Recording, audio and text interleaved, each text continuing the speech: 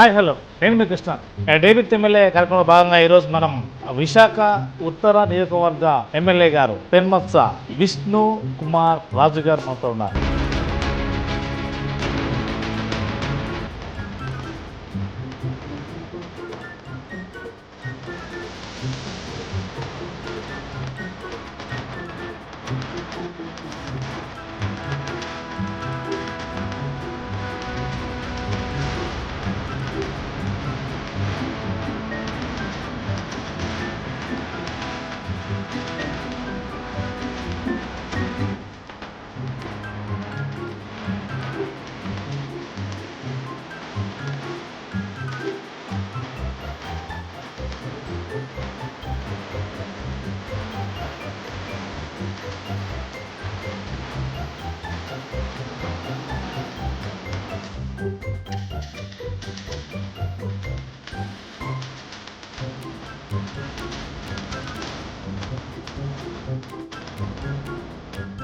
బీజేపీలోనే జైన్ కావడానికి గల కారణం ఏంది?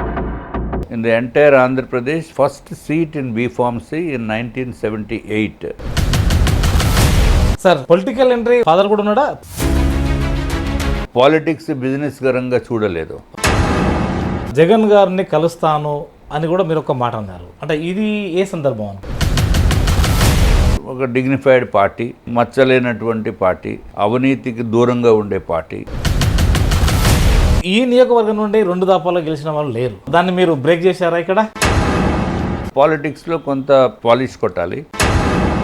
2024లో గెలవడానికి ప్రధానంగా కూటమేనా లేదా మీ ఇమేజ్ మీకు ఉందని భావించవచ్చా? ఎప్పుడైతే చంద్రబాబు నాయుడు గారిని అన్యాయంగా అక్రమంగా జైల్లో జగన్మోహన్ రెడ్డి గారు 53 రోజులు పెట్టారో అక్కడే ఆయన పతనానికి ఫైనల్. కూటమిగా ఉంటే తప్ప జగన్ను ఓడించలేమనేది ఒక నిర్ణయం అనేది. ప్రపంచంలోనే మన భారతదేశానికి అత్యంత గౌరవము భారతీయుడికి తెచ్చింది స్వాతంత్రం వచ్చిన తర్వాత భారతీయ జనతా పార్టీ. బీజేపీతోని ఎవరు పొత్తు పెట్టుకున్నా గెలవగలుగుతున్నారు అంటే ఏమన్నా మతలాభం ఉందని భావించవచ్చు. పార్టీ మీటింగుల్లో కూడా 3 పార్టీలు కలవాలి అని చెప్పి మాట్లాడిన మొట్టమొదటి వ్యక్తిని నేను. రానున్న కాలంలో ఇంకా సీట్లు పెంచుకునే సామర్థ్యంలో బీజేపీ ఉందని భావించవచ్చా? ఫస్ట్ జగన్మోహన్ రెడ్డిని మార్చేయాలి. అల్లు అర్జున్ విషయంలో సీఎం రేవంత్ రెడ్డితో మాటలతో నేను ఏకీపిస్తా అన్నారు. అంటే ఏంటి అసలు? అయినా డబ్బు పిచ్చేంటో జగన్మోహన్ రెడ్డి గారికి. అంటే ఇప్పుడు జగన్ గారు ఏదో ఒక పార్టీకి అనుబంధంగా లేదా బీజేపీ వైపు రావాల్సిందేనా ఒకవేళ గెలవాలనుకుంటే? పదవుల గురించి మేము పార్టీలు మారవలసిన అవసరం లేదు, లైక్ అదర్స్. సార్ నమస్కారం. నమస్తే అండి. బాగున్నారా సార్? బాగున్నా. చాలా యాక్టివ్ ఉన్నట్టుంది మీరు. ఎప్పుడూ ఇలాగే ఉంటాం. సీక్రెట్ ఏంటి సార్ యాక్టివ్ ఉండడానికి? సీక్రెట్ అంటే పబ్లిక్తో రెగ్యులర్గా ఉంటాము. పబ్లిక్ ప్రాబ్లమ్స్ మనము వాళ్ళకి ఏదైనా ప్రాబ్లమ్స్ అంటే వాళ్ళకి అడ్రస్ చేస్తాము. దాంట్లో కొంత అది వేరైనా ఏది యాక్టివ్, కానీ మీరు బాడీ ప్రకారంగా కూడా చాలా యాక్టివ్ ఉన్నారు కదా. బాడీ యాక్టివ్ అంటే పబ్లిక్లో ఉన్న ఇష్యూస్ని సార్ట్అవుట్ చేసిన తర్వాత మనకు కొంత సంతోషం వస్తుంది. ఓకే, మన ఇష్యూ మనం సార్ట్అవుట్ చేసాము. సో అందుకు సైకలాజికల్గా విల్ బి హ్యాపీ. బాడీ ప్రకారం నేనేమి యాక్టివ్ కాదు, నేను హెవీ ఓవర్ సైజ్. అంటే ఓవర్ సైజే కానీ కాకపోతే మీ గంభీరానికి చూస్తే మాత్రం చాలా యాక్టివ్ ఉన్నట్టుగా. సన్నంగా బక్కగా ఉండే ఎవడు చూస్తాడండి? దీనికి హైట్కి తగ్గ వెయిట్ ఉండాలి, వెయిట్కి తగ్గ బరువు ఉండాలి, తర్వాత సైజు కూడా ఉంటేనే దానికి అందము అంతే అనే ఫిలాసఫీ నేను బిలీవ్ చేస్తాను. సార్ బేసికల్లీ అదే అంటే వెస్ట్ గోదావరి నుండి ఇక్కడ స్థిరపడడానికి అంటే ఏంది సార్? ఒకసారి మీ పూర్వం గురించి చెప్పండి. సార్ మా father MA BEd from Hindu Banaras university. ఆయన టీచర్ కింద పనిచేసేవారు వెస్ట్ గోదావరిలో. కాపవరం విలేజ్ మాది. లంకల్ కోడేర్ అని హై స్కూల్లో వారు ఉద్యోగం చేసేవారు. 1971లో విశాఖపట్నం వచ్చి అప్పటి నుంచి ఇక్కడ కాంట్రాక్ట్స్ చేయటం మొదలుపెట్టడం, వ్యాపారాలు. అప్పటి నుంచి నేను కూడా, మా ఫాదర్ ముందు వచ్చారు 70s లో, నేను 71లో ఇక్కడికి రావటం జరిగింది. సో 71 నుంచి నా స్టడీస్ అన్నీ కూడా ఇక్కడే మీకు స్టడీ కూడా బీఈ చేశారు. అవునండి. సార్ సేమ్ తర్వాత ఏది గోల్డ్ మెడలిస్ట్ అంటే హైయెస్ట్ అప్పుడు మెడల్స్ ఏమి ఇచ్చేవారు కాదులేండి, ఊరికే కాకపోతే సార్ పొలిటికల్ ఎంట్రీ ఫాదర్ కూడా ఉన్నాడా? ఫాదర్ ఏం లేడు కదా? లేదు అసలు మీరే అసలు మాకు పొలిటికల్ మా ఫ్యామిలీ బ్యాక్గ్రౌండ్ కానీ మా రిలేషన్స్ బ్యాక్గ్రౌండ్ కానీ ఎక్కడ కూడా పొలిటికల్ ఇది లేదు. మరి మీకు ఎందుకు అనిపించింది పొలిటికల్? నేను బిజినెస్ 71 నుంచి వచ్చిన తర్వాత నాది ఇంజనీరింగ్ 78లో జాయిన్ అయ్యాను ఆంధ్ర యూనివర్సిటీ ఇంజనీరింగ్ కాలేజ్లో. 83కి మాది కంప్లీట్ అయిపోయింది. అంటే మాది 4.5 years బ్యాచ్. సో అప్పటి నుంచి మేము వ్యూవర్ ఇంటూ డిఫరెంట్ బిజినెసెస్. ఒకటి కాంట్రాక్ట్స్ చేసేవాళ్ళము. మెట్రికులేషన్ అనుకుంటా అప్పుడు. నేను 76లో మెట్రికులేషన్ వీటీ కాలేజ్ అని ఇక్కడ ద్వారకా నగర్లో ఉండేది.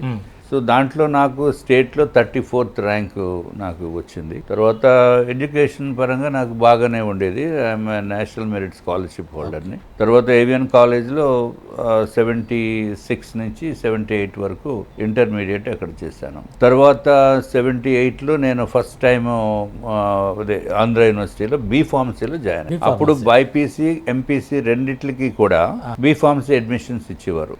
In the entire Andhra Pradesh first seat in B Pharmacy in 1978 నాది. నేను జాయిన్ అయిన తర్వాత కొన్ని నెలల తర్వాత రఘురామకృష్ణరాజు మన డిప్యూటీ స్పీకర్ గారు అప్పుడు జాయిన్ అవటం జరిగింది. So we both are classmates. So political entry దేని కారణము గల బలమైన కారణం అని ఉందా? అదే చెప్తున్నాను కదా, మేము డిఫరెంట్ బిజినెస్ చేసాము. ఇంజనీరింగ్ కాంట్రాక్ట్స్ చేసాము, ఫెర్రోలైజ్లో ఉన్నాము, తర్వాత ఆక్వాకల్చర్ చేసాము, తర్వాత సాఫ్ట్వేర్ రంగంలో కూడా ఉన్నాము. ఉన్న పెద్దగా మిగిలిన ఫీల్డ్స్లో అన్ఏబుల్ టు పెనిట్రేట్ మచ్. ఇవన్నీ చూసాము. చూసిన తర్వాత అంటే బిజినెస్ పరంగా నేను ఏదో దీనికి పాలిటిక్స్ బిజినెస్ పరంగా చూడలేదు. నేను ఏం చేసామంటే ఏదో ఇవన్నీ చూసాము. We are well settled. కనీసము మనం ఉన్నప్పుడు కొంత పబ్లిక్ సర్వీస్ కూడా చేయాలి అనే తాపత్రయంతో నేను బీజేపీలో 2013 ఎండింగ్లో జాయిన్ అయ్యాను. 2014లో నాకు సీట్ ఇవ్వడం జరిగింది. బీజేపీలోనే జాయిన్ కావడానికి గల కారణం ఏంటి? మాది కొంచెం ఆర్ఎస్ఎస్ బ్యాక్గ్రౌండ్. మా బ్రదర్ ఆర్ఎస్ఎస్ యాక్టివ్గా ఉంటాడు. తర్వాత మేము we are supporters of RSS from very long time. బావాజాలు అన్నీ ఉండి తర్వాత ఒక డిగ్నిఫైడ్ పార్టీ, మచ్చలేనటువంటి పార్టీ, అవినీతికి దూరంగా ఉండే పార్టీ, ఒక సిస్టమేటిక్ గా ఉండే పార్టీ అని అది మీరు అప్పుడు అనుకున్నారు. Yes, naturally.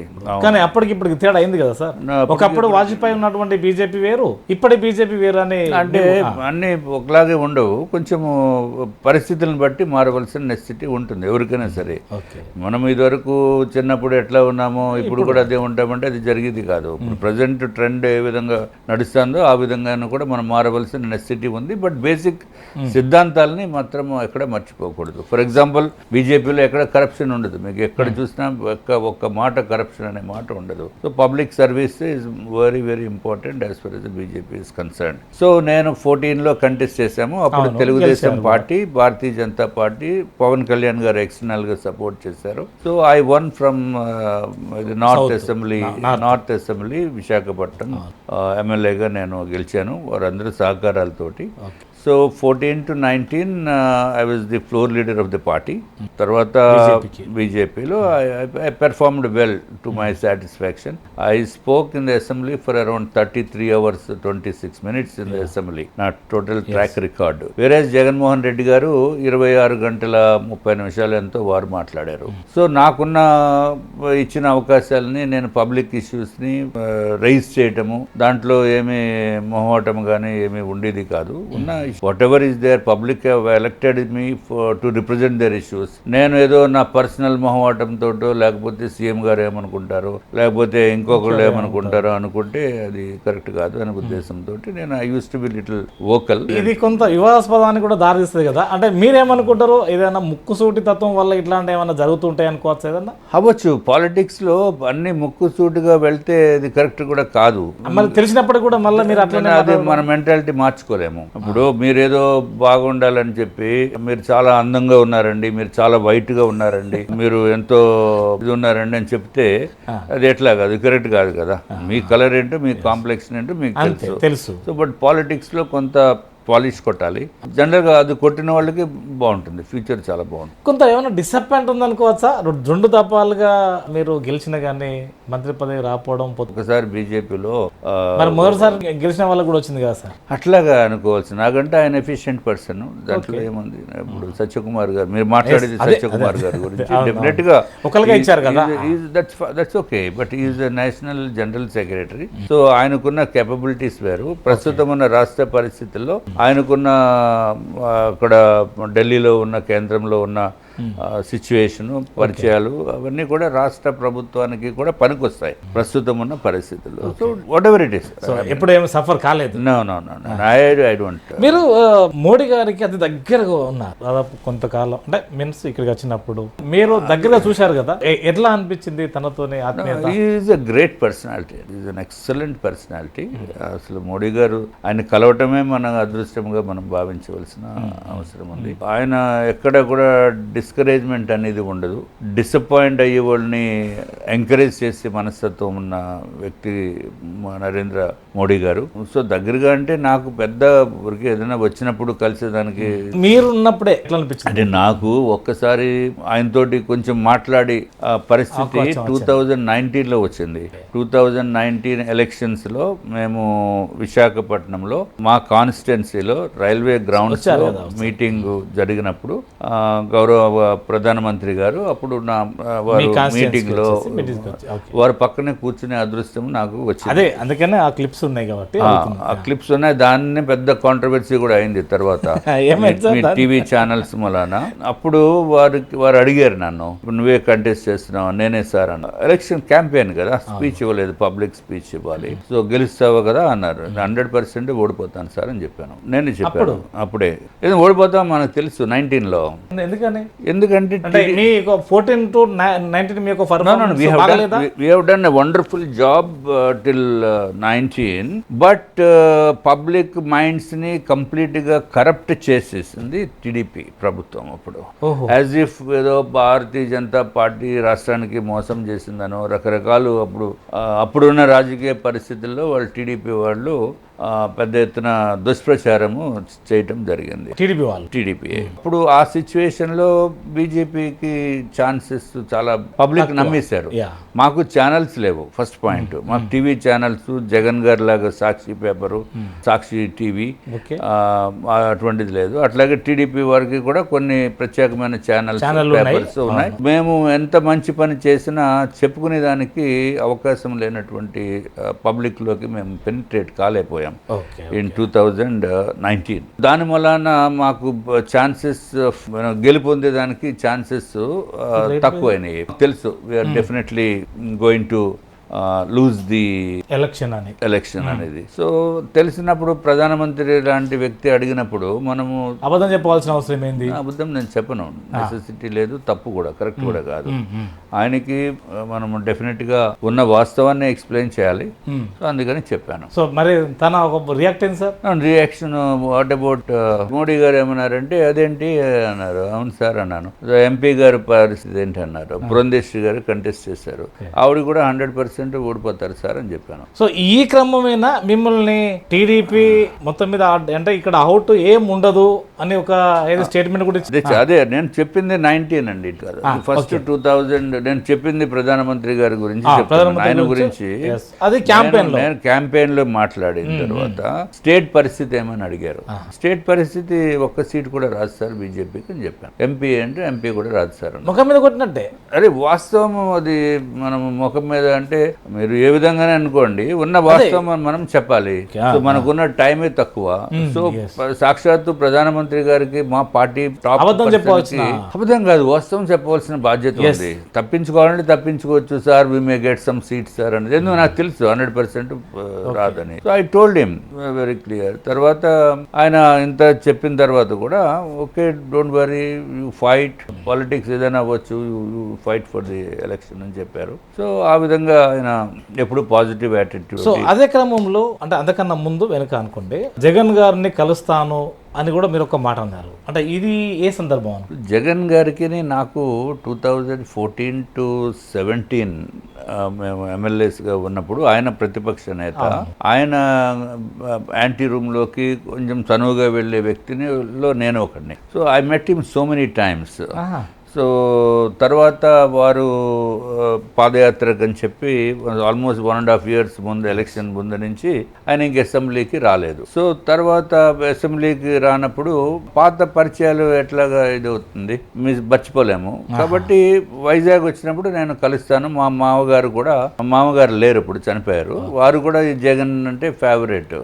సో ఎప్పుడు చూసినా ఇది వాళ్ళు పేపరు, వాళ్ళు టీవీలో చూస్తూ ఉంటారు. సో ఆ సందర్భంలో నేను చెప్పాను, వైజాగ్ వచ్చినప్పుడు నేను ఆయన కలుస్తానని. That's what was happened. Okay sir, 2019లో పూర్తి స్థాయిలో మీరు డిఫెన్స్లో ఉన్నారు. అధికారంలో లేము, ఎమ్మెల్యేగా లేరు, ప్రతిపక్షంలో ఉన్నట్టు ఉన్నాము. ప్రతిపక్షం కూడా మాకు ఏమీ హోదాయం లేదు. కానీ ఒక పొలిటికల్ పార్టీలో ఏదైతే రూలింగ్ గవర్నమెంట్ అవనివ్వండి, లేకపోతే ప్రజలకి ఉపయోగపరంగా లేకుండా ఉన్న రూలింగ్ చేస్తున్న ప్రభుత్వానికి వ్యతిరేకంగా మేము పోరాటం జరిగింది. సో ఇంకోటి సార్, ఈ నియోజకవర్గం నుండి 2 దఫాల్లో గెలిచిన వాళ్ళు లేరు. సో దాన్ని మీరు బ్రేక్ చేశారా ఇక్కడ? నేను బ్రేక్ చేశానని ప్రజలు అంటారు. తర్వాత పబ్లిక్ సపోర్ట్ ఉంది నాకు. 2024లో గెలవడానికి ప్రధానంగా కూటమేనా, లేదా మీ ఇమేజ్ మీకు ఉందని భావించవచ్చా? లేదు, ప్రధానమైన అంశము కూటమి. డెఫినెట్గా కూటమిగా ఉంటే తప్ప జగన్ను ఓడించలేమనేది ఒక నిర్ణయం అనేది. అట్లా కాదు. ఇప్పుడు కూటమి అంటే జగన్ వ్యతిరేకమైన ఓటు ఇదంతా. సో జగన్ స్వయం కృతాపరాధం అంటే అసలు చేసుకున్నది, దాంట్లో డౌట్ లేదు. అందుకే ఏమైందంటే అధికారం వచ్చిన తర్వాత ఎంతో అణిగి ప్రజలకి ఏం కావాలో అనేది చేయటానికి ప్రజలు అత్యంత అద్భుతమైన అవకాశం ఇచ్చారు. ఆ విధంగా మనం భావించాలి. అంతేగాని అధికారం వచ్చిన తర్వాత ప్రజాస్వామ్య దేశంలో ఒక రాష్ట్రానికి డిక్టేటర్గా ఉందామనే ఉద్దేశంతో ఆయన అధికారాన్ని ఆ విధంగా ఊహించుకుని ఈ బికేమ్ ఏ డిక్టేటర్. అంతేనా?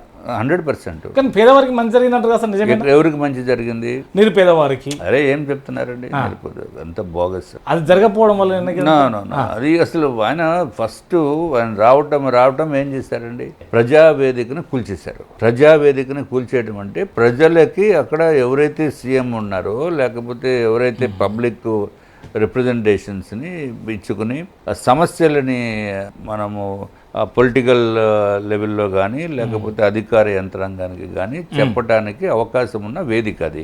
అది కూడా టెంపరీ పిఈబి స్ట్రక్చర్ అది. సో మీకు అది నచ్చదు అని అనుకున్నప్పుడు వేరే చోటకి షిఫ్ట్ చేసేయచ్చు. అదేమీ కాదు, బోల్ట్ అండ్ నట్ సిస్టమ్ అది. అంతే. కింద బేస్మెంట్ ఒకటే కాంక్రీట్ దిమ్మలు ఉంటాయి, బేస్ ఒకటి పోతుంది. అది తీసుకుని ఎక్కడైనా పెట్టుకోవచ్చు కదా. అది మానేసి మొత్తము బిల్డింగ్ని పిఈబి స్ట్రక్చర్ని కూల్చేయటం అంటే దాన్ని బట్టి మనస్తత్వము అక్కడే అర్థమైంది. సో రావటం అన్నా క్యాంటీన్ని మూసేయటము. అరే 5 రూపాయలకి భోజనము దొరికే పరిస్థితి, 5 రూపీస్కి టిఫిను, 5 రూపీస్కి భోజనం ఉన్నది ఇప్పటి నుంచి నడుస్తున్న దాన్ని కంటిన్యూ చేయాలి.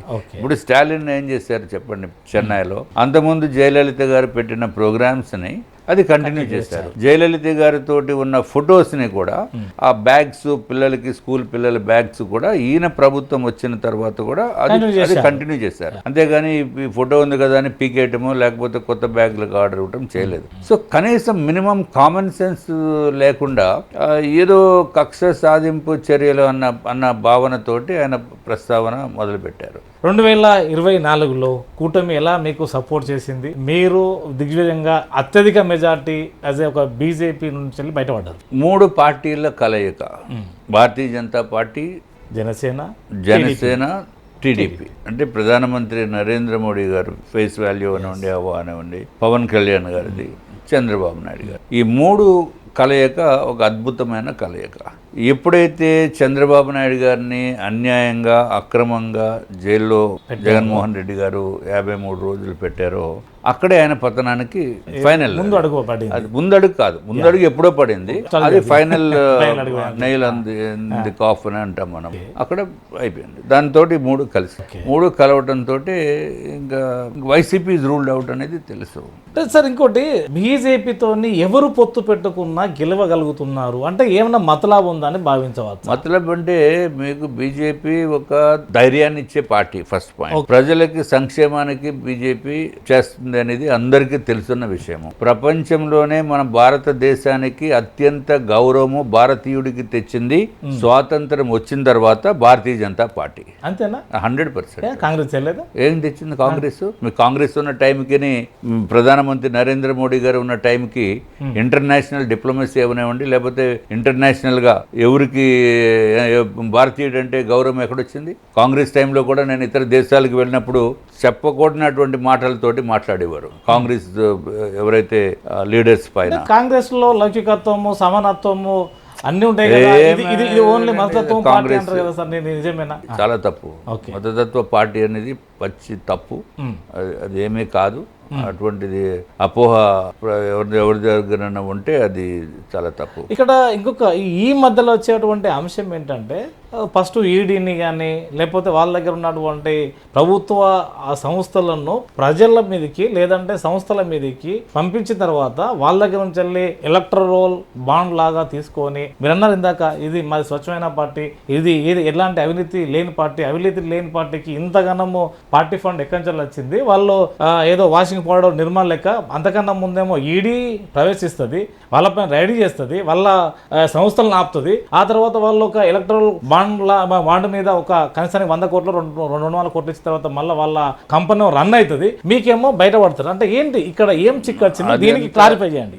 అట్లా కాదు. ఇప్పుడు ఈడీ ఎలక్టోరల్ బాండ్స్ అది డెమోక్రటిక్ గా ఇచ్చిన అధికారం లేదు, అది బీజేపీ మాత్రం పట్టుకొచ్చింది. పోన్లేండి, వాట్ ఎవర్ ఇట్ ఈస్, అది ఎవరికైనా ఓన్లీ బీజేపీకి ఇచ్చింది కాదు. అది ఎవరికైనా సరే, ఎవరికైతే వాళ్ళకి ఇవ్వాలని అనుకున్నారో వాళ్ళ పేర్లని ఇచ్చేదానికి అవకాశం ఉంది. ఆ విధంగానే ఎలక్టోరల్ బాండ్స్ పేరున కొన్ని కోట్లాది రూపాయలు వచ్చినాయి, పొలిటికల్ పార్టీస్ కి వచ్చినాయి.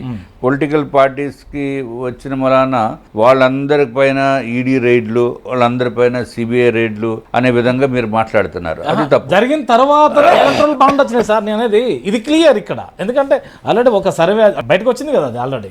I don't accept with your view. Sir ఇక్కడ మీరు అంటే ఈ స్థానిక సమస్యలను ఎలా పరిష్కరిస్తుండ్రో మీ దగ్గర ఒక రసీదు ఉంటుందట, అసలు ఈ రసీదు మతలావేంది? ఇప్పుడు కొంతమంది డైరెక్ట్ గా వచ్చి నా దగ్గరికి వచ్చిన వాళ్ళు ఏదున్నా సరే ఎక్సెప్ట్ ఏదైనా చిన్నది, మాకు డ్రైన్ బాగాలేదండి, అది బాగాలేదు, చిన్నవి ఉంటే తప్ప మిగిలిన అన్నీ కూడా I prefer to take it in writing. ఎందుకంటే మనము ప్రభుత్వ అధికారులకి చెప్పేటప్పుడు మనము ఏదో ఒక ప్రూఫ్ తోటి లేకపోతే కరెక్ట్ లొకేషను, కరెక్ట్ సిస్టమేటిక్గా మనము కమ్యూనికేట్ చేయాలంటే you have to right a letter to them. So ఆ లెటర్లో వాళ్ళు ఏదో చెప్తారు, ఆ చెప్పింది మనకి సగం అర్థం అవుతుంది, రాసేటప్పుడు ఇంకొక 50% పోతుంది, నెక్స్ట్ మా టైపిస్ట్ టైప్ చేసేటప్పుడు వాడు ఇంకా అవుతుంది. సో అందుకు I have adapted a model.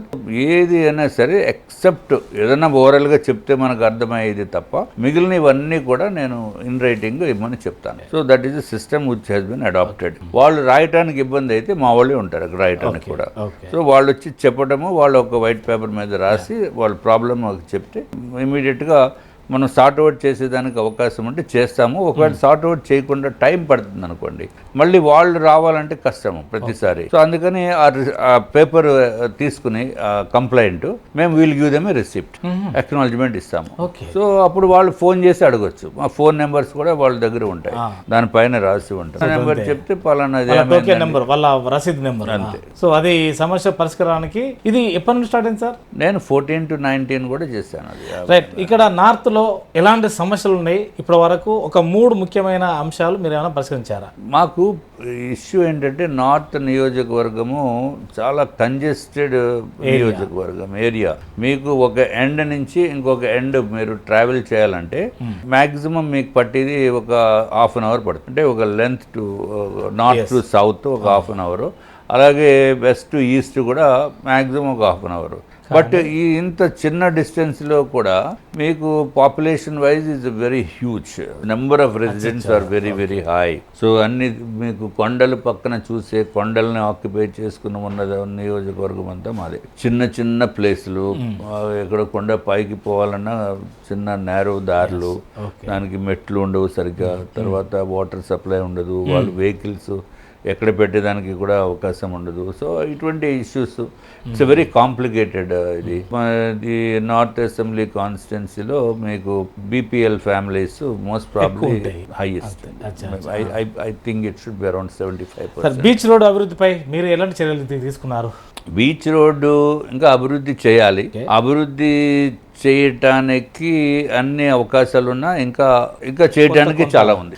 ఇది టూరిజం హబ్ గా ఉన్నటువంటి వైజాగ్ అంటేనే అట్లా ఉంటుంది. సో ఇది మీ హయాంలో పూర్తయ్యే అవకాశం ఉందనుకోవచ్చా? 29 లోపల చేయాలనేది మా కోరిక. మరి టూరిజం మినిస్టర్ గారి పైన ఉండాలి, తర్వాత ఆరోగ్య ఇది ఫైనాన్స్ మినిస్టర్ గారు సహాయ సహకారాలు. ఇప్పటికే 435 కోట్లు అభివృద్ధి చేశామని వైసీపీ చేశారు. సో ఇది నిజమేనా? 435 వాళ్ళు ప్యాలెస్ కట్టుకున్నారు, దాన్ని కూడా లెక్కేస్తారా బీచ్ రోడ్డుకి? ఎవరు ప్యాలెస్ కట్టారు? జగన్ కట్టారు కదా. ఏది మా ఋషికొండలో? ఋషికొండ. ఇది ఋషికొండది దాదాపు అప్పుడప్పుడు అంటే పలు దఫాలు కూడా చర్చకు వస్తుంది. అసలు ఏం చెప్పండి సార్ అది? ఇక్కడ ఋషికొండ ఒక అద్భుతమైన ప్లేస్ అండి. ఇది చాలా మంచి ప్రశాంతంగా, కామన్ పర్సన్ కూడా, నార్మల్ పీపుల్, మీరు ఎక్కడ బయట నుంచి హైదరాబాద్ నుంచి వచ్చినా అక్కడ అన్ని చాలా రీజనబుల్ రేట్స్. టూరిజం రిసార్ట్స్ ఉండేవి అక్కడ రూమ్ కూడా 1500 రూపాయలతో ఉండేది. అన్ని ఫెసిలిటీస్ చాలా బాగుండేవి. కాన్ఫరెన్స్ హాల్స్ ఉండేవి. ఎవరు వచ్చినా అది ఒక టూరిజం స్పాట్ కింద ఉండేది. దాన్ని కంప్లీట్ గా సర్వనాశనం చేసేసింది జగన్మోహన్ రెడ్డి. దాన్ని ఆదాయం వచ్చే టూరిజం డెవలప్మెంట్ కార్పొరేషన్ కి ఆదాయం వచ్చే పరిస్థితి నుంచి దాన్ని కంప్లీట్గా డిస్ట్రాయ్ చేసేసి అక్కడ ఈయనకి కావలసిన విధంగా కాటేజెస్ లాంటి బిల్డింగ్స్ కట్టుకున్నారు. అంటే ఆయన ఉద్దేశము క్యాంప్ ఆఫీసు లేదా ఆయన పర్మనెంట్ రెసిడెన్స్. ఇదివరకు చెప్పారు కదా జగన్మోహన్ రెడ్డి గారు, ఇక్కడ క్యాపిటల్ అనేది విశాఖపట్నం ఉండాలి. ఎగ్జిక్యూటివ్ మీరు కూడా అన్నారు కదా, మేము ఒప్పుకోమన్నట్టుగా ఏదో స్టేట్మెంట్ ఇచ్చారు కూడా. ఆయన ఇక్కడ ఉండేదానికి ఆయన ఫెసిలిటీ కావాలనే ఉద్దేశంతో ఆయన కట్టుకున్నారు. అది దోపిడీ. అంత 430 కోట్లు అది దాని ఖరీదు. అది మరి మొత్తం ఒక అంటే బీచ్ రోడ్ కానీ లేకపోతే ఆ ఏరియాకి ఈ నార్త్కు పూర్తి స్థాయిలో మేము డెవలప్ చేసినామని వాళ్ళు మరి ఇదొక ప్రకటన అయితే ఏదో చెప్పాలి. వాళ్ళు ఏం డెవలప్ చేశారు? దోపిడీ చేశారు. ఎక్కడ కనపడిన భూములన్నీ దోచుకున్నారు. మీ భూమి ఉందనుకోండి. పొత్తుల వల్ల తమరికి ఏమన్నా అంటే లాభమా నష్టమా? కూటమి వల్ల. కూటమి వలన నేను గెలిచాను, ఫస్ట్ పాయింట్. రెండోది మా మూలాన అంటే బీజేపీ మూలాన మిగిలిన వాళ్ళు కూడా గెలిచారు. So it is beneficial for everybody. రానున్న కాలంలో ఇంకా సీట్లు పెంచుకునే సామర్థ్యంలో బీజేపీ ఉందని భావించవచ్చా? 100%. అలాంటప్పుడు మళ్ళీ మీ మధ్యలో ఏమన్నా విడిపోయే భావం మళ్ళీ ఏర్పడుతుందా? అంటే కూటమి ఎంతకాలం ఉంటుంది అనేది ఒక ప్రశ్న. కూటమి చాలా కాలం ఉంటుంది. ఎందుకు ఉండకూడదు? అసలు డౌటే అవసరం లేదు. అంటే ఎవరికి ఏ పార్టీకి వారు మేము పెంచుకోవాలనే సామర్థ్యం ఉంటుంది అంతే కదా. మనకి ఇంకా ఇప్పుడు జగన్మోహన్ రెడ్డికి 40% షేర్ ఉంది. వాళ్ళకి వైఎస్ఆర్సీపీ వాళ్ళకి 40% ఓటర్ షేర్ ఇప్పటికి ఉంది కదా. 45 ఉంది వాళ్ళు. సో ఆ 45% లో ముందు మనం షేర్ తీసుకోవాలి. ఎందుకంటే వైఎస్ఆర్సీపీ ఇంకా వ్యానిష్ అయిపోతుంది. దాంట్లో 2029కి వచ్చేటప్పటికి వైఎస్ఆర్సీపీ పార్టీలో కంటెస్ట్ చేసేదానికి కూడా క్యాండిడేట్స్ ఉండరు. ఎందుకు అంటే అందరిని మీరు మొత్తం మేము తీసుకోవడం గురించి కాదు పాయింట్. ఇది మోస్ట్ కరప్టెడ్ పార్టీ. అరే తిరుపతి లడ్డులో కూడా నెయ్యి కాకుండా ఏదో ఆయిల్ పంపించి అది రిజల్ట్ ఏం లేదు కదా సార్. అది సర్టిఫికేట్ కాదు కదా. సర్టిఫికేట్ కాలే కదా. సర్టిఫికేట్ వేరే ఇచ్చారు కదా. వస్తుందండి, తొందరగా వస్తుంది. సార్ మీకున్న గంటా శ్రీనివాసరావుకు అసలు ఏంటి మీకు ఎక్కడ ఇది మా నియోజకవర్గంలో నువ్వెందుకు బొచ్చండి? అదేం లేదు. మా నియోజకవర్గం, నేను Bharatiya Janata party floor leader. నేను ఈ రాష్ట్రంలో ఎక్కడైనా నేను వెళ్ళొచ్చు. Okay, giving you respect, you have to maintain that respect. అంతవరకునే ఉండాలి. అంతేగాని అక్కడ ఏమైందంటే మేము ఏదైతే ఫిలిం నగర్ క్లబ్ కి సైట్ స్థలము గురించి వాళ్ళకి ఇవ్వాలి, ఇదివరకు జీవో ఉంది. అందుకు ఆ జీవో ప్రకారము కలెక్టర్ గారికి ఒక రిప్రజెంటేషన్ ఇద్దామన్న ఉద్దేశంతో లెటర్ రాశాం. లెటర్ రాసిన తర్వాత నేను ఏదో కరెక్ట్ చేయమన్నారు ఎంపీ గారు, కరెక్ట్ చేశాము. చేసి అప్పటికప్పుడు టైప్ చేశాం. టైప్ చేసి వాళ్ళు సంతకం పెట్టారు, నేను పెట్టాను, ఇంకా 2-3 ఎమ్మెల్యేస్ కూడా పెట్టారు. సో అక్కడ గంటా శ్రీనివాసరావు గారు లేరు ఆ రోజు, మీటింగ్ రాలా, డిఆర్సీ మీటింగ్కి. సరే ఇదేముంది, కలెక్టర్కి ఇస్తున్నాం కదా లెటరు, 4 ఎమ్మెల్యేలు ఎంపీ ఇచ్చినప్పుడు కలెక్టర్ గారికి లెటర్ ఇచ్చాం. సో ఈయన ఏమని ఫీల్ అయ్యారంటే, నా సంతకం లేకుండా మీరు ఇస్తే ఏమనుకుంటారు, నేను పట్టించుకోలేదు అనే భావన పబ్లిక్ లోకి వస్తుంది అనే భావనతోటి ఆయన ఇదేంటిది అని అన్నారు. చెప్పింది కూడా కరెక్ట్. సో దెన్ కానీ దీన్ని అంటే వైరల్ గా మార్చుకొని ఎవరికి వారు ఎలా అలా అన్వయించారు. ఆయన నియోజకవర్గము సంబంధించింది. అల్లు అర్జున్ విషయంలో సీఎం రేవంత్ రెడ్డితో మాటలతో నేను ఏకీపిస్తా అన్నారు. అంటే ఏంటి అసలు, మీరు ఒక పార్టీ, మీ సిద్ధాంతం వేరు, వాళ్ళు కాంగ్రెస్ పార్టీ, ఈవెన్ ఇప్పుడు అతను ముఖ్యమంత్రిగా ఉన్నారు. పాయింట్ అండి, సిద్ధాంతం వేరైనప్పటికీ ప్రతిదీ వ్యతిరేకంగా మాడవలసిన అవసరం లేదు. ఏదైతే పాయింట్ కరెక్ట్ అని అనుకుంటే దానికి కరెక్ట్ గా మాట్లాడాలి. ఇప్పుడు మీరు చూడండి, అసరుద్దీన్ ఓవైసీ గారు, మరి ఆయన ఎప్పుడు బీజేపీ అంటేనే వ్యతిరేకంగా మాట్లాడేవారు. ఇక్కడ ఆపరేషన్ సింధూర్ లో ఆయన ఎంత అద్భుతంగా చేశారు. అంతే సింపుల్. మా ఉద్దేశంలో ఫస్ట్ ఏది న్యాయం అయితే అది మాట్లాడాలి అంతే. కానీ కాకపోతే విష్ణు కుమార్ గారు ఏది మాట్లాడినా వివాదాస్పదం, స్వపక్షంలో విపక్షం లాగా అప్పుడప్పుడు మాట్లాడతాడు అని కూడా ఒక ఇప్పుడు ప్రతిదీ మిమ్మల్ని అబ్బా బ్రహ్మాండంగా బాగోలేకపోతే అరే బాబు ఇది బాగోలేదని చెప్పి అలవాటు ఉన్న వ్యక్తిని నేను. భారతీయ జనతా పార్టీలో 2019 నుంచి 2024 వరకు పార్టీ మీటింగుల్లో కూడా 3 పార్టీలు కలవాలి అని చెప్పి మాట్లాడిన మొట్టమొదటి వ్యక్తిని నేను. ఇదేంటి వీళ్ళు ఇట్లా మాట్లాడతారు అని నాకు తెలుసు. I know what is going to happen for the state. ఇక్కడ ముందు నో ఒకటి గుర్తుంచుకోండి, నేను ఐ క్యాన్ ప్రిడిక్ట్ జ్యోతిష్గా నాకు తెలియదు, బట్ ప్రాక్టికల్గా నేను పబ్లిక్లో ఉంటాను కాబట్టి I know what is going happen in politics. నేను 2018లో చంద్రబాబు నాయుడు గారు తెలుగుదేశం పార్టీ అట్టర్ ఫెయిల్యూర్ అయిపోతుంది, ఓడిపోతుందని చెప్పాను. నేను ఎక్కడ చెప్పాను, నేను తిరుపతిలో చెప్పాను 2018లో. అందరూ ఏంటి ఏం మాట్లాడుతున్నారు సరిగా ఇదని మనకు తెలుస్తుంది. మనకు we know the public feel because I meet not less than 300 people every day. So నాకు పొలిటికల్ గా సో ఆ కోణం నుండి నేను ఏ పార్టీలో ఉంటాను తెలియదని ఒక స్టేట్మెంట్ వచ్చింది. అది ఏదో క్యాజువల్ డిస్కషన్ లో. To be very honest with you, 2019లో Jaganmohan Reddy garu invited me to his party. Chandrababu Naidu garu invited me to his party. BJP ఆమె కోర్ బీజేపీ పర్సన్. నేను ఎట్లా పోతాను, నేను వెళ్ళవలసిన అవసరం నాకు లేదు.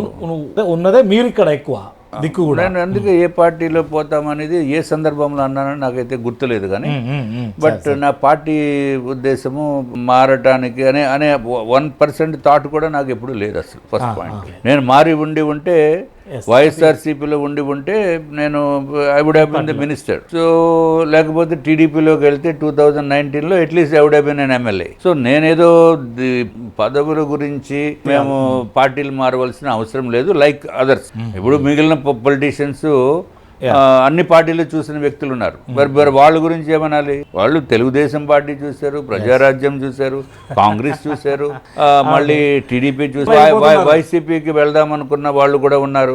మరి దాని గురించి I don't want to comment on that. ఇప్పుడు అసెంబ్లీలో మీరు చేయవలసిన ఒక సందర్భంలో అంటే మద్యం విషయం కూడా వచ్చింది. ఏంటి అసలు ఏది మా ఇంట్లో మద్యం పెట్టుకోవద్దా అనే ఒక కామెంట్ చేశారు. ఇప్పుడు రూల్ ప్రకారము మనకి పాత సిస్టమ్ ప్రకారము మీకు 6 బాటిల్స్ గంట పెట్టేదానికి లేదు, ఇంట్లో ఉంచుకునే దానికి లేదు. సో ఇప్పుడు దాన్ని 3 బాటిల్స్ అని చెప్పి చేశారని చెప్పి నేను విన్నాను. I'm not sure about it, but I know it is 6 bottles అనేది.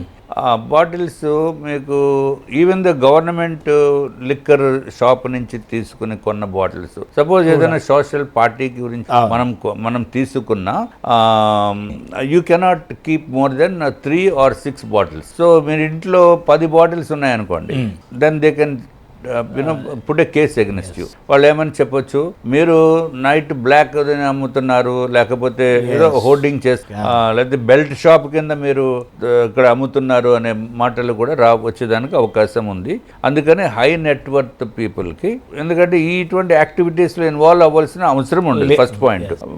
అందుకు వాళ్ళకి ఏదైనా స్పెషల్ పర్మిట్ ఇవ్వండి, ఎక్కువ బాటిల్స్ వాళ్ళు పెట్టుకునే దానికి కూడా అవకాశం ఉంటుంది, ఎవరి గురించి జడవలసిన అవసరం లేదు అని చెప్పడానికి అనే ఉద్దేశంతో నేను చెప్పాను. అంటే మీరు మాట్లాడిన అవర్స్లలో ఏ అంశాలపైన ఎక్కువ మాట్లాడారు, అది ప్రజలకు ఎంత మేరకు అవసరాన్ని పడింది, ఒక 3 అంశాలు చెప్పండి. నేను ఎక్కువ తక్కువ అనేది ఉండదు, అప్పుడున్న పరిస్థితిని బట్టి అప్పుడున్న ఇష్యూని బట్టి తప్పనిసరిగా నేను మాట్లాడతాను. సో నవరత్నాలు సక్సెస్ అయినాయని వాళ్ళు అంటున్నారు, మీరేమంటారు? నవరత్నాలు సక్సెస్ అవుతే మరి జగన్మోహన్ రెడ్డి అధికారంలో వచ్చేయాలి కదా. ఏమండి ఇప్పుడు ఇదేదో నవరత్నాలు సక్సెస్ అయిన వల్లనే అయిపోయినాయి, లేకపోతే ఇప్పుడు present government bus free, gas cylinder free, ఇంట్లో ఉన్న ప్రతి ఒక్కరికి కూడా పిల్లలకి 18,000 ఇస్తాము, ఇంకా ఏమన్నా ఉంటే పెన్షన్ ఎట్లాగా తప్పదు, సో ఇవన్నీ ఇచ్చేస్తామన్న మొలాన్ని గెలవలేదు, గుర్తుంచుకోండి. దాంతో సంబంధం లేదు. ఇది ప్రజలు ఇచ్చిన తీర్పు జగన్మోహన్ రెడ్డికి వ్యతిరేకంగా ఇచ్చారు. మరి అట్లా అనుకుంటే కేవలం మన మీద ఇచ్చేస్తామనుకుంటే ఇదివరకు తెలుగుదేశం పార్టీ పసుపు కుంకుమని ఇచ్చారు 10,000 రూపాయలు ప్రతి మహిళకి, మరి గెలవాలి కదా, గెలవలేదే. పబ్లిక్ వాళ్ళకి అర్థమవుతుంది. 2014 నుండి 2019 దాకా చంద్రబాబు నాయుడు గారు మోడీ గారిని వ్యతిరేకించారు. 14 నుంచి 19 వరకు కాదు, 14 నుంచి 17 వరకు బాగానే ఉంది, 17 నుంచి వ్యతిరేకించారు. సో ఆ వ్యతిరేకత జగన్ గారికి అనుకూలమైంది అనుకో. 100%. అంటే ఇప్పుడు జగన్ గారు ఏదో ఒక పార్టీకి అనుబంధంగా లేదా బీజేపీ వైపు రావాల్సిందేనా ఒకవేళ గెలవాలనుకుంటే? లేదు, అలానే అదేమీ లేదు. బీజేపీకి జగన్ గారికి సెట్ అవ్వదు. ఫస్ట్ ఎందుకు? అప్పట్లో సెట్ అయింది కదా. మరి అప్పుడు అలా కాదు, పోస్ట్ ఎలక్షన్ వేరు, పోస్ట్ ఎలక్షన్ సపోర్ట్ ఇవ్వటం వేరు, ప్రీ ఎలక్షన్ వేరు. There are 2 different things. అట్లా కాదు అది. సో మరి రేపు వైసీపీ జనంలో ఉండాలంటే అంటే వాళ్ళు తీసుకోవాల్సిన నిర్ణయాలు ఏమైనా ఉన్నాయి? ఫస్ట్ జగన్మోహన్ రెడ్డిని మార్చేయాలి. మార్చడం అంటే లోపలికి వెళ్ళిపోవాల్సిన అవసరం లేదు. మార్చడం అంటే పార్టీ ప్రెసిడెంట్ గా వేరే వాళ్ళని పెట్టాలి. జగన్మోహన్ రెడ్డి ఉండగా అవ్వదు, ఎందుకంటే ఇది పబ్లిక్ లో బాగా వెళ్ళిపోయింది. లిక్కర్ లో కుంభకోణము, ఎన్ని వేల కోట్లు స్టేట్మెంట్ ఎక్కడ కాదు కదా సార్. లిక్కర్ సరే మీరు చెప్పండి. లిక్కర్ లో 12 రూపాయలకి బాటిల్ కొని 180 రూపాయలు 210 రూపాయలకు అమ్మిన మాట వాస్తవం. తన ఉద్దేశం ఏంటంటే సామాన్యునికి అందుబాటులో ఉండకూడదు, అంటే వాళ్ళ కుటుంబాలు ఈ తాగుడు ద్వారా నష్టపోతున్నారు, అసలు కనీసానికి అంటే దొరకకుండా అంటే అందుబాటులో రేట్లు అందుబాటులో ఉండకుండా ఉండి, అట్లాగే ఇది చెత్త క్వాలిటీ ఇస్తే ఒకవేళ అందుబాటులో ఉన్నా వీళ్ళు తాగరు, మంచి క్వాలిటీ ఇవ్వాలి కాబట్టి రేటు ఎక్కువ పెంచేస్తే వీళ్ళు ఇంకా కొనరు అనే ఉద్దేశంతో, ఒక సదుద్దేశంతో జగన్మోహన్ రెడ్డి గారు చెప్పారనే ఉద్దేశంతో మీరు మాట్లాడారు, అంతే కదా. వెళ్ళి జగన్మోహన్ రెడ్డి చెప్పండి, మీకు ఏదైనా పోస్ట్ ఇస్తారు ఒక ఎమ్మెల్సీ లేకపోతే ఎంపీ రిప్రజెంట్ చేస్తారా? ఇప్పుడు జగన్మోహన్ రెడ్డిని పొగిడే వ్యక్తులు, లేకపోతే చేసిన పనులు మంచి పనులు చేశారని చెప్పే వ్యక్తులు తక్కువైపోయారు. నెత్తుక్కుంటున్నాడు ఆయన. చాలా మంది ఇప్పుడు సరే కూటమి ప్రభుత్వము కక్ష సాధింపుతోని అతని దగ్గర ఎవరైతే ఉన్నారో అయితేనో పార్టీ మారాలి, లేదంటే వాళ్ళ మీద ఈడీ లేదా ఇంకో కేసులు పెడుతున్నారు. ఏంది ఇదంతా? జగన్ గారిని అయితే లోపలేసే ప్రయత్నంలో ఒక భాగం అయితే అవుపడుతుంది దాదాపు. అంటే అది ముందుకు జరగవచ్చు లేకపోవచ్చు. చేసుకున్న స్వయం కృతాపరాధాలు అంటే ఫర్ ఎగ్జాంపుల్ దోపిడీ కదా మొత్తం అంతా, ఆ దోపిడీలన్నీ బయటకు వస్తాయి. దొంగతనము ఎక్కువ కాలం ఆగదు, దానికి ఎవరు ఏం చేయగలరు? అయినా డబ్బు పిచ్చేంటో జగన్మోహన్ రెడ్డి గారికి. అంటే వైసీపీకి ఏది టీడీపీకి ఉన్న దానికన్నా ఎక్కువ ఉందా? ఇదేమో కమ్మ పార్టీ, అదో రెడ్ల పార్టీ, అంతే కదా సార్. పేదల పార్టీ అయితే ఎక్కలేదు. I disagree with you. ఇది కమ్యూనిటీకి సంబంధించినటువంటి విషయం కాదు. ఆ పార్టీలో అభిమానులు ఎక్కువ ఉండొచ్చు, అంతేగాని ఈసారి కూటమిని ఎట్ ద సేమ్ టైమ్ టీడీపీని కాపాడిందంతా కమ్మ వాళ్ళే అంటే మీరేమంటారు? అట్లా ఏం లేదు. ఇప్పుడు కాపాడటం అంటే వాళ్ళు ఏమైనా డబ్బులు సహాయం చేసి ఉండొచ్చు. Okay, please don't think that everything can be done with money. Okay, there is అక్కడ జనసేన పవన్ కళ్యాణ్ గారు ఫ్యాక్టర్ ఉంది, ఇక్కడ భారతీయ జనతా పార్టీ నరేంద్ర మోడీ గారు ఫ్యాక్టర్ ఉంది. సో ఈ ఫ్యాక్టర్ తోటి పబ్లిక్ విజువలైజ్ చేసింది అన్బిలీవబుల్ ఓటింగ్ ప్యాటర్న్. జస్ట్ ఈ కూటమి కలిసి పూర్తి స్థాయిలో జగన్ కు వ్యతిరేక ఓట్లు అయితే సంపాదించగలిగింది, అది అనుకూలంగా కాదు, వ్యతిరేకత ఓట్లు అయితే సంపాదించగలిగింది. టు సమ్ ఎక్స్టెంట్ మొత్తం వ్యతిరేకం అనేది కాదు, Okay. మెజారిటీస్ పెంచడానికి అది ఉపయోగపడింది జగన్మోహన్ రెడ్డి గారి వ్యతిరేకత. అయితే గెలవటం అనేది ష్యూర్. ఓకే, మెజారిటీలు ఒక్కొక్కరికి 80,000, నాకు 47,000 ఓట్లు మెజారిటీ వచ్చింది. ఏదో మతలాభం ఉందంటారు సార్, నిజమేనా అసలు? మరి ఏ మతలబు? ఇది ట్యాంపరింగ్ రకరకాల ఇంకోటి జగన్మోహన్ రెడ్డి గెలిచినప్పుడేమో ట్యాంపరింగ్ అయి ఉండవచ్చు. నేనైతే మీతో నేను ఆ మాట కూడా అగ్రీ చేస్తాను. అప్పుడు కూడా అయి ఉండవచ్చు. పనికి మళ్ళీ బీజేపీ ఎవరితోనైతే ఉంటుందో తప్పకుండా వాళ్ళు గెలుస్తున్నా అంటే అర్థం ఏంది? బీజేపీ పవర్ అది. బీజేపీ పవరా లేకపోతే ట్యాంపరింగ్ ఎందుకు అంటున్నామంటే అనుమానం అయితే ఉంది. అనుమానం ఏంటి? ఏమి చేతకానోడు ఏదో ఒక సామెత చెప్తాడు. నేను ఓటమి గెలిపనే సహజం సార్, కానీ ఇక్కడ ఏంటంటే ఓట్లు ఉన్న ఓట్ల కన్నా ఎక్కువ ఓట్లు పోలేని చూపించడం ఏంటి? ఇది ఇలాంటిది ఎక్కడైనా ఏదైనా స్ట్రే కేసు ఏదైనా జరిగింది సరే. ఏదో ఇప్పుడు పవన్ కళ్యాణ్ గారు మాట మీద ఉండే వ్యక్తి కాదంటారు, ఎందుకంటే ఒకసారి లెఫ్ట్ అంటారు, ఒకసారి చెగువీర్ అంటారు, రకరకాల అంటారు. ఇప్పుడు సనాతన ధర్మం, ఇప్పుడు రైట్ వచ్చిండు. సో మీరు అతని పైన ఒపీనియన్ చెప్పండి. Is a very honest leader. ఎట్లా సార్? పబ్లిక్ కి సేవ చేయాలనే దృక్పథం కలిగిన లీడర్ పవన్ కళ్యాణ్ గారు. మరి రైట్ సైడ్ ఎట్లా వస్తాడండి? లెఫ్ట్ నుంచి రైట్ ఎట్లా వస్తాడు? దాంతో సంబంధం లేదు. అది భావాలు వేరు, ఫిజికల్ ప్రాక్టికల్ గా ఉండటం వేరు. అంటే ప్రజల్లో నమ్మి ఓట్లేశారు కదా, నేను చెగువీర్ అంటేనే వేశారు కదా, నేను లెఫ్ట్ అంటేనే వేశారు కదా. అట్లా కదండి, అట్లా కదా. నేను చదువుకునేటప్పుడు నాకు కమ్యూనిస్టులతో కూడా మంచి కాంటాక్ట్స్ ఉండేవి చదువుకునేటప్పుడు. కానీ మీ ఐడియాలజీ మాత్రం ఏది ఆర్ఎస్ఎస్. చదువుకునేటప్పుడు వేరు, ఇది వేరు. నేను ఎప్పుడు ఇంజనీరింగ్ చదివేటప్పుడు నాతో పాటు ఉన్న సర్కిల్ వాళ్ళంతా ఎస్ఎఫ్ఐ ఆ విధంగా ఉండేది. కానీ మేము చేస్తున్నది బీజేపీలో ఉన్నాము.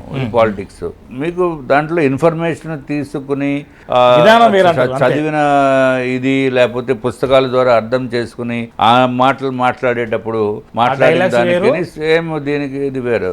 2023లో మీరు అంటే విశాఖ నార్త్ లో దాదాపు 53,000 దొంగ ఓట్లు ఉన్నాయన్నారు. అసలు ఏంటి మీకు అది ఎట్లా తెలిసింది? నేను డోర్ టు డోర్ సర్వే చేపించాను మొత్తము ఒక స్టాఫ్ ని పెట్టి. It has costed me very huge money. అందరు ఇళ్ళకి వీలైనంత వరకు వెళ్ళి సర్వే చేస్తే ఎలక్షన్ దీంట్లో ఓటర్ లిస్ట్ కి దాంట్లో ఉన్న వాళ్ళకి ఉండేవారు కాదు, అక్కడ వేరే వాళ్ళు ఉండేవారు కాబట్టి. సో వేరే వాళ్ళది కూడా దీంట్లో యాడ్ అయిపోయేది. సో పాత మారిపోయిన సపోజ్ ఒక ఇంటిలో 4 ఉన్నారనుకోండి, వాళ్ళు ఇల్లు మారిపోయి వేరే చోటకి వెళ్ళిపోయారు, మైగ్రేట్ అయిపోయారు, పక్క కాలనీకో లేకపోతే వేరే ఇంకో నియోజకవర్గానికో వెళ్ళిపోయారు. ఇక్కడ వచ్చిన వాళ్ళు కొత్త వాళ్ళు వచ్చారు, వాళ్ళు ఓటుకి అప్లై చేసుకున్నారు. సో అక్కడ ఇంట్లో 10 ఓట్లు ఉంటాయి, అది ఇంట్లో పట్టేదానికి 3 పట్టరు. ఒక ఇంట్లో 65 మంది ఉన్నారు, ఒక ఇంట్లో 65 voters are there in one house. అది యాక్చువల్గా ఫిజికల్గా 2 ఉన్నారు. సో అవన్నీ ఇన్ఫర్మేషన్ తీసుకుని నేను కలెక్టర్ గారికి ఇచ్చాను. కలెక్టర్ గారికి ఇచ్చాక రివైజ్డ్ మళ్ళీ ఓటర్ లిస్ట్ వచ్చినప్పుడు కూడా మళ్ళీ 65 వచ్చినాయి. అదే నేను చీఫ్ ఎలక్షన్ కమిషనర్ గారికి ఢిల్లీలో ఇచ్చాం. సార్ ఇది సంగతి అని, హౌ ఇట్ ఈస్ పాసిబుల్ అని. ఇది పాసిబుల్ సార్ అని చెప్పి ఇచ్చాం. Paper physical copies. మేము దాంతో పాటు తిరుపతి కూడా ఇచ్చాము, తిరుపతి ఇవన్నీ కూడా ఇచ్చాము. చర్యలు అప్పటికే కొంచెం లేట్. విశాఖలో ఎక్కువ శాతం ట్రాఫిక్ సమస్యలు ఉంటుంది నార్త్ లో అంటారు, ఇది నిజమేనా? నార్త్ అంటే మాది ట్రాఫిక్ సమస్య పెద్ద ఇది కాదు, హైవే అది మాది కనెక్ట్, మాకు పెద్ద ట్రాఫిక్ ఇష్యూ కాదు. సూపర్ 6 ఎప్పుడు అమలు అవుతాయి? మీరు కూడా ఎంత మేరకు సపోర్ట్ చేస్తారు? మీరు చంద్రబాబు నాయుడు గారినో టీడీపీ వాళ్ళని అడగాలి. మీరు కూడా కూటమే కదా సార్? కూటమే. వాళ్ళు అమలు చేసిన తర్వాత మాకు తెలుస్తుంది, ముందు మాకు తెలియదు. ప్రజా దర్బార్ ఏమో టీడీపీది, జనవానేమో జనసేనది. మరి మీరేంది సార్ ఎవ్రీ వీక్లో ఒక రోజు? మాది పబ్లిక్ దర్బార్, ఏదైనా ఒకటే కదా. రాబో కాలంలో 2029 వరకు ఎలా ఉండబోతుంది రాజకీయం అసలు? 2029 వరకు కూటమి ఉంటుందా? ఉంటుంది, డెఫినెట్గా ఉంటుంది. మళ్ళీ 29లో కూడా కూటమి చేస్తుందని భావించవచ్చునా? 29లో కూడా ఉండాలనేది మా కోరిక, డెఫినెట్గా ఉంటుంది. జగన్మోహన్ రెడ్డి మాత్రం ఉండకూడదు అనుకుంటాడు. సహజమే కదా సార్, ఎవరైనా కానీ.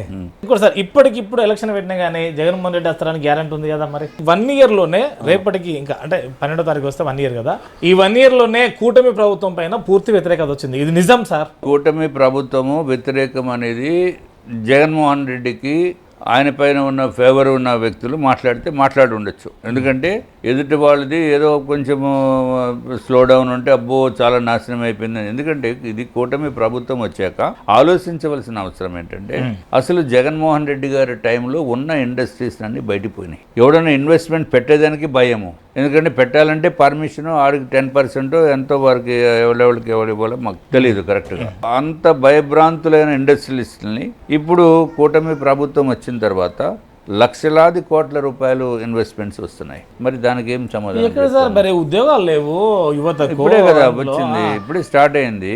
1 year అయిపోయింది కదా సార్. 1 year అయిపోతే ఏమన్నా పెళ్ళయ్యాక 9 నెలల పిల్లడు పుట్టేసేటట్టు అనుకుంటున్నారా? ఇది 1 year ఏంటి, 6 months అసలు ఈ పాలసీస్ ఏంటి అని తెలిసేదానికి తెలియటానికి టైం పడుతుంది. తర్వాత ఇక్కడ మినిస్టర్స్ వెళ్ళి వాళ్ళు ప్రజెంటేషన్స్ ఇచ్చి అరే బాబు రండి నాయన మాకు మాదంతా కూటమి సఖ్యతగా ఉంది, ప్రధానమంత్రి నరేంద్ర మోడీ గారు మాకు పూర్తిగా సహాయ సహకారాలు అందిస్తున్నారు, అవన్నీ చెప్పిన తర్వాత 80 సంవత్సరాల ఈ భారతదేశం ఇక్కడ నుండి పోయి వేరే కాడ ఇన్వెస్ట్మెంట్ చేసే అటువంటి సమయాన ఇంకా ఈ దరిద్రం ఉంది. వేరే దేశం నుండి మా దగ్గరికి రాండి, మేము స్థలం ఇస్తాం, మీరు కంపెనీ పెట్టండి, మాకు ఉద్యోగాలు ఇవ్వండి అంటే ఈ పరిస్థితి వచ్చిందంటే దీనికి కారకులు ఎవరు చెప్పండి? కారకులు కాంగ్రెస్. సరే బీజేపీ వచ్చింది, ఈ యొక్క 15 సంవత్సరం బీజేపీ. అందుకే మీరు అన్న పాయింట్కి BJP make in India policy పెట్టింది ప్రధానమంత్రి నరేంద్ర మోడీ గారు. ప్రతిదీ కూడా మనము ఇక్కడి నుంచి మనం డెవలప్ చేసుకోవాలి, మనమే తయారు చేసుకోవాలి అనే ఉద్దేశంతో ఈరోజు అత్యంత అద్భుతంగా జరుగుతుంది. 2027 అన్నారు, మళ్ళీ దీన్ని 2047. అరే 2047 విజన్ అండి, దానికి కూడా మీరు అర్థం చేసుకోకపోతే ఎట్లాగా? 2047కి భారతదేశము ఎక్కడ స్టేజ్లో ఉండాలి, 3rd ర్యాంక్లో ఉండాలా ఏంటి అనేది దానికి ఒక 2nd ర్యాంకులు ఉండాలా, ఫస్ట్ ర్యాంక్ కష్టము. అది ఫస్ట్ ర్యాంక్ అనేది. సో అంటే ఇంకోటి సార్, ఇక్కడ ఏదే భారతదేశంలో భిన్న స్వరాలు లేకపోతే వర్గాలు ఉన్నంత కాలం ఈ రాజకీయం అంతా ఇట్లా ఉంటుందా? అట్లా ఏం లేదు. బీజేపీ ఇంకొక 20 years కనుక రూల్ చేస్తే ఫ్యాంటాస్టిక్ ఉంటుంది. బీజేపీ మద్దతు పార్టీ రకరకాల జై శ్రీరామ్ అన్నోళ్ళు మాత్రం ఇక్కడ ఉండాలంటారు. ఏం సార్ అట్లా ఏం లేదు, అట్లా ఏమీ లేదు అనేది ఒక అపోహ. మతతత్వ పార్టీ అనుకుంటే ఎక్కడన్నా బీజేపీ వచ్చిన తర్వాత ఎవరికైనా ఇబ్బంది జరిగిందో చెప్పండి, ఎవరికి ఇబ్బంది జరిగింది? వారసత్వంగా రాజకీయాల్లో మరి కూతుర్ని కూడా ఇన్వైట్ చేస్తున్నారా? ఎందుకంటే మొన్న నిర్మలా సీతారామన్ గారు వచ్చినప్పుడు మీరు పరిచయం చేయించారు. పరిచయం చేయడం అనేది మా కూతురు ఎప్పటి నుంచో 10 years నుంచి ఈ పాలిటిక్స్. కానీ ఇప్పుడు యాక్టివ్గా అట్లా ఏం లేదండి. 10 years నుంచి కూడా ఫస్ట్ 5 years కూడా తను ఏదైనా ఆఫీస్ వర్క్స్ అవన్నీ చేసేది. ఇప్పుడు కూడా కొంత సహకరిస్తుంది మాకు కూడా. రేపు రానున్న కాలంలో అట్లాగే ఇప్పుడు దిస్ ఇస్ టూ ప్రీమెచ్యూర్డ్, అటువంటిది ఆలోచన అయితే ఏం లేదు. అంటే ఇంకెప్పుడు దాదాపు ఇప్పుడు అట్లా ఏం లేదు, ఇంకా చిన్న పిల్లలు ఉన్నారు తనకి. Right sir. సో మీకు ఇష్టమైన రాజకీయ నాయకుడు ఎవరు? 1 word ఆన్సర్ చెప్పండి. ఇంకెవరు ఉంటారండి? ప్రధానమంత్రి నరేంద్ర మోడీ గారు. మీ దృష్టిలో రాహుల్ గాంధీ అంటే? ట్రంప్ గారు ఎలా ఉంటారో చెప్పండి. రాహుల్ గాంధీ గారు కూడా అంతే. సోనియా గాంధీ గారు అంటే? హౌడీ I mean we have respect towards her. Amit Shah garu అంటే? గౌరవంతో పాటు భయము. మీకు కనుక ఒక మంత్రి పదవి ఇస్తే ఎలాంటిది తీసుకునే అవకాశం ఉంటుంది? ఒకసారి ఇచ్చి, ఎలాంటి నిర్ణయం? ఒకసారి చంద్రబాబు నాయుడు గారిని ఇచ్చి చూడమనండి, తెలుస్తుంది. గంటా శ్రీనివాస్తో మళ్ళీ కలిసి పనిచేసే అవకాశం ఉన్నాయనుకోవచ్చా? లేదు, మాతో ఆయనకి నాకు ఏ విధమైన విభేదాలు లేవు, ఎప్పుడు కలిసే పని చేస్తాము, దాంట్లో ఇబ్బంది. విశాఖ ఉక్కుపై ఇది ప్రైవేటీకరణ చేయకూడదని అప్పట్లో మీరు అన్నారు, దానికి మద్దతుగా ఇప్పుడు కూడా అదే కట్టుబడి ఉంటుందని భావించవచ్చు. 100% ప్రైవేటైజేషన్ అవ్వదు. మీరు విశాఖలో ఎక్కువ కనిపించే స్థలాలు ఏమున్నాయి ప్రతిరోజు? స్థలాల సందర్భాలు కావచ్చు, స్థలాలు కావచ్చు. మీరు విశాఖలో ఏ ప్రాంతంలో ఎక్కువ సార్లు కనిపిస్తారు? అట్లా ఏమి ఉండదు, మా ఆఫీస్లోనే ఉంటాను. మార్నింగ్ 10:30 నుంచి ఈవినింగ్ 3:30 వరకు ఆఫీస్లో. మీరు తీసుకున్న నిర్ణయాలలో అరే ఇది నేను తప్పుగా తీసుకున్నాను, దీన్ని మార్చుకుంటే బాగుండు అని ఎప్పుడన్నా అనుకున్నారా? ఒకసారి నిర్ణయం తీసుకునేటప్పుడు అప్పుడు ఉన్న పరిస్థితుల ప్రకారము, అప్పుడు ఉన్న సిచ్యువేషన్ ప్రకారము తీసుకున్న నిర్ణయం గురించి మళ్ళీ వెనక్కి ఆలోచించి అయ్యో తప్పు అయిపోయింది అని అనుకోవటం అనేది కరెక్ట్ కాదు. మీ జీవితంలో మలుపు తిప్పిన ఘటన ఏమైనా ఉందనుకోవచ్చా? అంత పెద్ద ఘటనలు ఏమి లేవు నాకు. సో ఇప్పటికిప్పుడు ఎలక్షన్ వస్తే మీరు గెలుస్తారని ఆత్మవిశ్వాసం ఉందా? 100%. చివరిగా మీ నియోజకవర్గ ప్రజలకు ఏం చెప్పాలనుకుంటున్నారు? ఆ నియోజకవర్గ ప్రజలకి నేను చెప్పదలుచుకుంది, ముందుగా నన్ను గెలిపించినందుకు వారికి ధన్యవాదములు తెలియజేస్తాము. అట్లాగే వారు ఏదైతే ఆశించారో యాజ్ అన్ ఎమ్మెల్యేగా నా పూర్తి ప్రయత్నం నేను చేస్తున్నాను, అట్లాగే ఫ్యూచర్లో కూడా చేస్తాను. యూత్కు మీరు ఇచ్చేటువంటి సందేశం? ఒక దఫాలో ఇక్కడ డ్రగ్స్కు, గంజాయికి రాజధానిగా మారింది విశాఖ అన్నారు, దాన్ని దృష్టిలో పెట్టుకొని చెప్పండి. ఇప్పుడు మారలేదని ఏం చెప్పడం లేదు, ఇప్పుడు కూడా ఇప్పుడు అదే స్టేట్మెంట్ మీద కట్టుబడి ఉన్నారు. గంజాయి బ్యాచ్ ఫుల్ ఉంది ఇప్పుడు కూడా. కొంచెం ఏమైనా తగ్గి ఉండొచ్చు పర్సంటేజ్, లేకపోతే గంజాయి బ్యాచ్ ఉంది ఫుల్గా. దాంట్లో ఏమి సో వాళ్ళకు ఎలాంటి సందేశం ఇస్తున్నారు? గంజాయి బ్యాచ్కి మనం ఇచ్చే సందేశం ఏమి ఉండదు. వాళ్ళు గంజాయి మత్తులో ఉంటారు, మనం ఇస్తే ఇచ్చేది అనుకుంటారు. దాని గురించి కాదు. యూత్ యంగ్స్టర్స్కి ఏదైతే డిగ్రీ కంప్లీట్ చేసో, లేకపోతే ఇంటర్మీడియట్ చేసో, లేకపోతే ఏది చేసినా సరే ముందు బేసిక్ స్కిల్స్ కనుక ఉంటే మీకు ఉద్యోగం అనేది వస్తుంది. ఫర్ ఎగ్జాంపుల్ పిల్లలు అందరూ కూడా మర్చిపోయింది స్టూడెంట్స్ అసలు బేసిక్ టైప్ ఇన్స్టిట్యూట్కి వెళ్ళి టైపింగ్ నేర్చుకోవడం అనేది మర్చిపోయారు అసలు. అంటే ఫండమెంటల్స్ ఎప్పుడైతే మీరు ఏదో కంప్యూటర్లో ఊరికే ఇదివరకు టైపింగ్ అంటే మొత్తము 10 ఏళ్ళతోటి పనిచేసేది, ASDF సెమికాలన్ LKJ అని. ఓకే, ఇప్పుడు ఊరికి 2 ఏళ్ళతోటి టైప్ నేర్చుకోవడం మొదలుపెట్టారు, 2 ఏళ్ళు 3 ఏళ్ళు. సో అది కరెక్ట్ కాదు. ఇప్పుడు మీరు దయచేసి యంగ్స్టర్స్ మీ డిగ్రీతో పాటు బయటికి వచ్చేటప్పుడు మీరు ఉద్యోగం కావాలని అనుకుంటే మీరు టైపింగ్ స్కిల్స్ మీరు నేర్చుకోవాలి. మీ typing speed at least 30 words per minute విత్ 95% యాక్యురసీ కనుకుంటే బోల్డ్ ఉద్యోగాలకి కొదవలేదు. కానీ డిగ్రీ అయిపోయింది, మాకు ఉద్యోగం కావాలంటారు, సరే ఇద్దాము, ఓకే ఫైన్ అని చెప్పి ఎవరికైనా చెప్దామని అనుకుంటే వీళ్ళు టైపింగ్ స్కిల్స్ చూస్తే 10 words per minute కొడుతున్నారు. అదే 30 words per minute అంటే అది మినిమం రీజనబుల్ స్టాండర్డ్స్. సో ఇప్పుడు మీకు 10 words per minute లేదా 15 words per minute type speed ఉన్న వాళ్ళకి ఒక 10,000 ఉద్యోగం రూపాయలు ఇచ్చినా మీకు 20,000 ఉద్యోగం డబ్బులు పెట్టి 30 words per minute కొట్టే వాడికి తీసుకోవడం బెటర్. సో కాబట్టి ఇది కమ్యూనికేషన్ స్కిల్స్ ఒకటి, oral communication, you should be good in language and ఆ స్కిల్స్ ఉండాలి. రెండోది communication can be through mails and other electronic మోడ్లో. సో మీకు మెయిల్స్లో చేయాలంటే మీకు టైపింగ్ స్పీడ్ కరెక్ట్ ఉండాలి. సో అట్లాగే వర్క్ ఫ్రమ్ హోమ్ కూడా మీకు టైపింగ్ స్పీడ్ కనుక ఉంటే మీకు you can do the work very fast. So ఇప్పుడు వెరీ వెరీ అన్ఫార్చునేట్ ఏంటంటే ఇప్పుడు బయటకు వచ్చే వాళ్ళకి బేసిక్ టైపింగ్ ఫాస్ట్ స్కిల్స్ లేవు. ఇప్పుడు టైప్ ఇన్స్టిట్యూట్కి వెళ్ళి లేకపోతే మీ కంప్యూటర్లోనే ఏదైనా కానీ మొత్తం టైప్ అనేది జస్ట్ ఒక 1 minute 30 words. ఎందుకంటే నేను ఒక 10 days బ్యాక్ జాబ్ మేళా పెట్టాను, 800 మంది వచ్చారు. 800 మంది అంటే పీపుల్, యంగ్స్టర్స్, ఉద్యోగం కావాలని వచ్చిన వాళ్ళు 800 మంది వచ్చారు. అందులో ఫిట్ అయిన వాళ్ళు, దీంట్లో వాళ్ళకి ఐటీ కంపెనీస్లో మీకు కావాల్సింది ఏంటి అని చెప్పి అడిగితే వాళ్ళకి మాకు speed 30 words per minute with 90 to 95% accuracy అని చెప్పారు. దీంట్లో ఎంతమందికి మీకు వచ్చిందంటే హార్డ్లీ 10 మంది ఉన్నారు. అంటే మీకు ఎంత పర్సంటేజ్? నాట్ ఈవెన్ 1%, 2% మ్యాక్సిమం అంతే. సో అసలు వీళ్ళకి ఇప్పుడు నా దగ్గరికి వస్తారు ఉద్యోగానికి 100 మంది వస్తారు. నీకు ఏంటంటే MBA చేస్తాను సార్, అంత మరి MBA నీకు అంత ఇది వచ్చా అంటే ఇవన్నీ వచ్చి అంటారు. వీళ్ళకి టైప్ టెస్ట్ తీసుకోమని. ఈ రోజు చూశారు కదా, మేము కూడా ప్రత్యక్షంగా ఉన్నాం కదా మీతో. సరే, ఏ డే విత్ ఎమ్మెల్యే కార్యక్రమం మీకు ఎలా అనిపించింది? It's good to interact with you and public public benefit అయితే సంతోషము. మా గురించి కావాలని కూడా కోరుకుందాం సార్.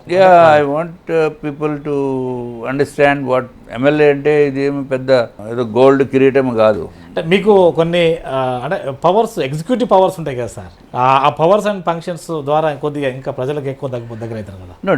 డెఫినెట్గా ప్రజలకి సమస్య ఉన్నప్పుడు మేము ప్రజలకి అందుబాటులో ఉంటూ ప్రజల సమస్యల్ని అధికారుల దృష్టికి తీసుకుని వెళ్ళి ఆ సమస్యని పరిష్కారం చేయడానికి మేము పూర్తి ప్రయత్నం చేస్తున్నాం.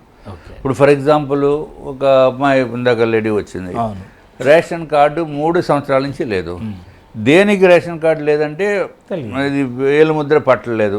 ఐరిస్ అంటే ఐరిస్కి సూట్ కావటం లేదు, సో రేషన్ లేదు. So immediately I got it sorted out. I spoke to concerned ఇది వెంటనే చేస్తాము. ఒక ఎమ్మెల్యే చెయ్యాలి ఇది సిన్సియర్గా అని అనుకుంటే 100% ఇట్ విల్ బి డన్. మీరే చూశారు కదా, దాదాపు ప్రతి సమస్యకు మా దగ్గర పరిష్కారం ఉన్నది. దాంతో పాటు ఎవరైనా కానీ రిటర్న్ గా మా దగ్గరికి వచ్చే వాళ్ళు రిటర్న్ గా దరఖాస్తు తీసుకుని వస్తే ఆ వారికి పూర్తి స్థాయిలో సమస్య పరిష్కారంతో పాటు ఇంకేదన్నా సమయ పాలన కావాల్సి ఉంటే మాత్రం వారికి రసీదు కూడా మేము ఇస్తున్నాము. అంటే ఒక పారదర్శకత అవసరం. ఆ పారదర్శకతతోనే పూర్తిగా మేము ఆ సమస్యల పరిష్కారానికి కట్టుబడి ఉన్నాము. రానున్న కాలంలో కూటమి ఇట్లనే బలపడుతుంది, విజయం కూడా మళ్ళీ రానున్న కాలంలో మాదే అంటున్నారు. నమస్కారం సార్. నమస్తే అండి.